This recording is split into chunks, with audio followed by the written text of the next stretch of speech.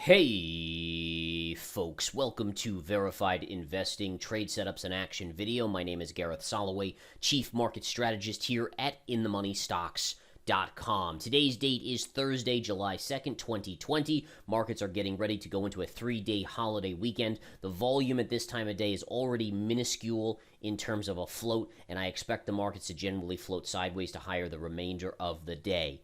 All right, we did see the markets opening higher today and pushing up on the back of the BLS jobs data, the non-farm payrolls report coming in at 4.8 million. This was largely expected. In fact, I tweeted yesterday that it would be between 3 and 5 million in terms of a number. A week ago, I told my members in Verified Investing to expect a better than expected number because of when they were putting out the number. And this is a key rule for everyone out there to remember when you're coming into a jobs number and a holiday weekend, all right? So I'm going to lay it out to you guys so you guys can remember it. So basically, this is how it works, is that if Friday the markets are closed, okay, and sometimes even when it's open, but in general, when you're coming into a holiday weekend, if the jobs report is pushed back to the next Friday, after the holiday weekend, it's going to be a bad number. If they rush the report out ahead of the holiday weekend, it's going to be guaranteed a good number, okay? So remember that, folks, because, listen, the powers that be in the government, they want consumers to spend. They're not going to put out a horrendous number going into a 3-day weekend. It's just not going to happen. So this is, I back-tested this, guys. I've traded for 20-plus years at this point. Man, it's now 25 years, basically. And I have seen a lot of jobs reports around a lot of holiday weekends. And I've seen ones where it's a bad number and they say, well, we're not going to report it because the markets are closed on Friday, so we're going to push it to the next Friday. Well, guess what? It's a bad number. If it's a good number, what do they do like they did this week? Oh, we're going to put it out Thursday morning. Oh, okay. Well, it's guaranteed to be a good number then. That's exactly what it was. Now, granted, it's a little bit shadier than that. So that's what they did. The headline number was good. But what's interesting about this is that there was actually a asterisk underneath this report, and this is what it said. All right, so it says the jobs number, and then it says, however, because the government survey comes from the middle of the month, it does not account for the suspension of rollbacks in the region hit by resurgence in coronavirus cases. So what they're saying is, listen to this. They're saying the survey of jobs report numbers comes from the middle of the month, not even the end of the month. This is supposed to be the jobs number for all of June. It's basically what they're telling you is that it's the jobs number from the first 2 weeks of June. And that's astounding, folks, because you're not getting a real picture then. In fact, what you end up getting is just you get the good, which was the beginning of the month before we've had this massive surge in coronavirus cases. So definitely take it with a grain of salt. I think in this environment where it's an irrational, exuberant market where money flow is going in, it doesn't care about the PE ratios or anything. I think at this stage of the game, the markets were going to go higher regardless, as long as this is the number beat. They could have been like, it's a 4.8 million number, but really it should have been a negative 1 million, and the markets would have still gone up because the headline number was that good.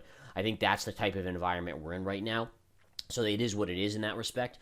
But I do think you're going to have to pay the piper in the coming months with the reality check of either revisions to this number down sharply, or the next number will then reflect the closing of bars and restaurants in many of the states that are getting hit, and a lot more layoffs coming in again. So just be aware of that. I think in the short term, it's obviously a positive, and the market wants a positive, but I don't necessarily think it's going to be a long-term positive. All right, so the spiders opened higher here and pushed up. We went right to a double top, classic double top right here. And then the markets actually staged a beautiful sell-off. I told my members in the live day trading room where we day trade every morning that my guess was that this is the big boys before they leave early for the holiday weekend. They were basically unloading some positions so they don't have to worry about positions going into the holiday. And that's very normal. So on holiday weekends, whether it's Friday and the Monday's off, or whether the Friday's closed, and in this case we're closing on Thursday with no market action Friday, it's very normal for the big boys, the hedge fund boys, to take care of the positions early and then leave by lunchtime. And you can see that's exactly what happened here. We had this beautiful sell here. That's the only small spike in volume today that we saw, as the market sold all the way from this 315.70 level all the way down back to 312. It was actually a pretty nice sell-off. But then look at what happened since then. Literally nothing. The markets have gone sideways to floating up the entire way, and we're basically closing back on 314. And I wouldn't be surprised if we get close to 315 by the close today, just because of the light volume float that's in this market. All right, volume, remember, this is a great rule for education. The lighter the volume, the more likely the market goes neutral to positive the entire day.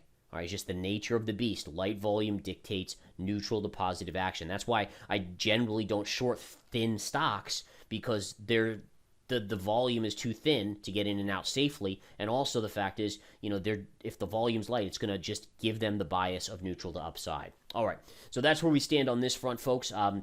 Going to the daily chart, you can quickly see this chart here. Notice the upsloping trend line. This is a beautiful upsloping trend line here. Pivot point, pivot point, pivot point. We broke below it right here. We're now today, listen, 2 days ago, boom, we hit it, the line. Yesterday, we hit it again. Today, we're above it by a little bit.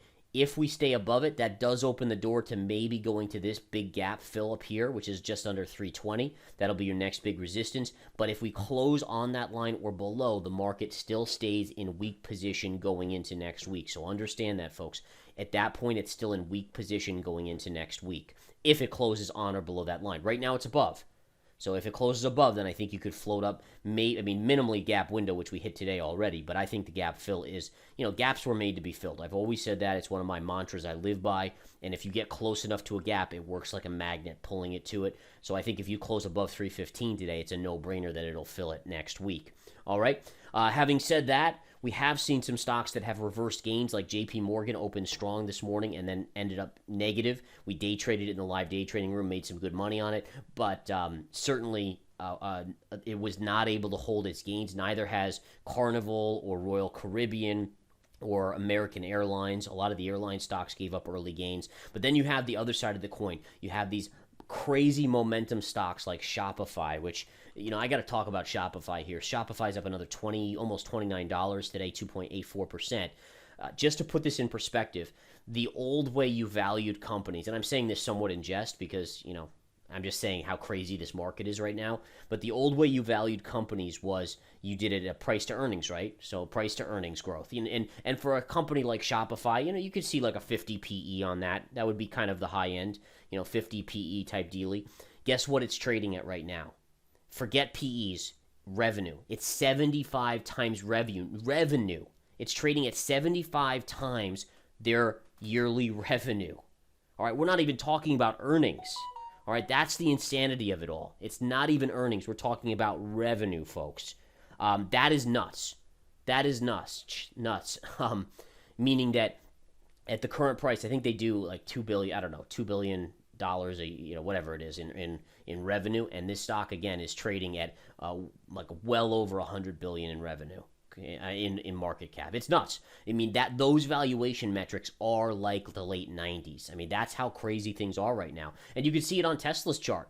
Listen, Tesla's a great cold stock. It's an awesome stock. It's off the highs a little bit, but up another 7% today. I had this trend line here that should have been a really good trend line, and the stock blew right through it.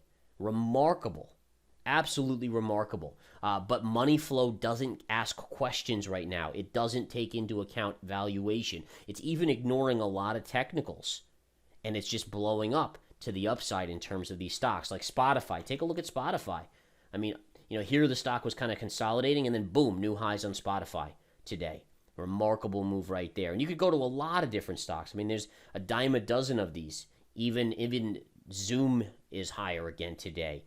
Amazon's up 27, which, by the way, Amazon was up a lot more. It's actually had an interesting reversal. You might get a top in Amazon today based on the intraday or on the daily chart. You have a doji potentially forming here, so I think that's one thing that I'm kind of monitoring since Amazon is basically the market. One thing I want to say, too, is how crazy this market is right now that we're living through. If you take the top 4 to 5 stocks, and we're talking Google, Amazon, Apple, Microsoft, basically those, you could throw in Facebook as well. That makes up over 25% of the S&P. All right, it's basically over 50% of the QQQ, the NASDAQ 100, are those 4 to 5 stocks. The nuttiness of that is that the last time you had that concentration of stocks ruling the market was in just before the tech bubble burst back in the 99-2000 period. So again, we're at levels where valuations, again, are nutty. Someone was talking about Workhorse, WKHS, and I'm sure some of you guys out there have traded this. It's actually putting in a nice topping tail today, but we were just talking about how Shopify is trading at 75 times revenue, not earnings, 75 times revenue, which is insane. But Workhorse, I think last year they brought in $377,000 in revenue. And the stock, I think, is trading north of $1.5 billion in market cap. I mean, just the insanity of it. Now, granted, they're supposed to grow a lot and so forth, but, proof is in the pudding. I mean, even if you say that they'll double or triple, quadruple, whatever, 500% revenue growth, it's still, I mean, to grow into that metric, it's going to take a while, in my opinion. I mean, they're not even, think about it, they're not even doing $500,000 in revenue yet. So it just shows you the kind of the craziness of this market. Anything tech related, especially that's a hot tech area, is having just a remarkably big move to the upside, and it will continue until it doesn't. And when it doesn't, you're going to see a run for the exits of a massive proportion. You'll see 20 to 30% corrections in a lot of names. And by the way, Workhorse will correct 50%. But, even Shopify, when this thing falls, this will be its first stop down here at basically $850. All right, you'll have a minor bounce right here, probably just above 900, but easily goes below 900 on that first corrective move. And by the way, I think Shopify is a great company. I want to be clear on this. I was a buyer of Tesla at the right levels, and now I'm shorting Tesla. So just going back to Tesla to use this as an example, we were short Tesla up here with members in Verified Investing, and then we bought it down here, and now we're short up in this range as well. All right, and the idea is that there's lots of great companies out there, but at certain prices they're overvalued in the short term, and at certain prices they're undervalued in the short term. And we're swing traders, so I'm not going to tell you where Tesla or Shopify is going to be in 5 years from now. I have no clue. I'm not even going to pretend to know.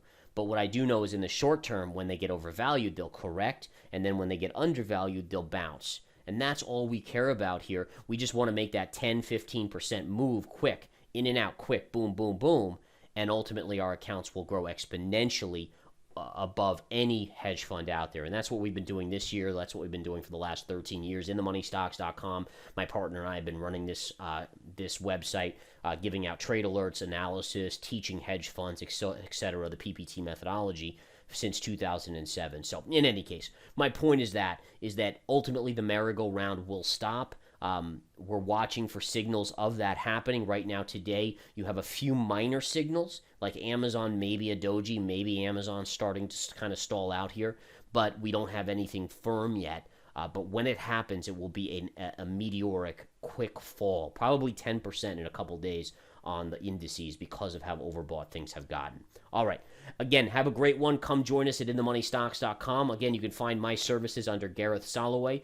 Verified Investing Alerts is my swing trading service.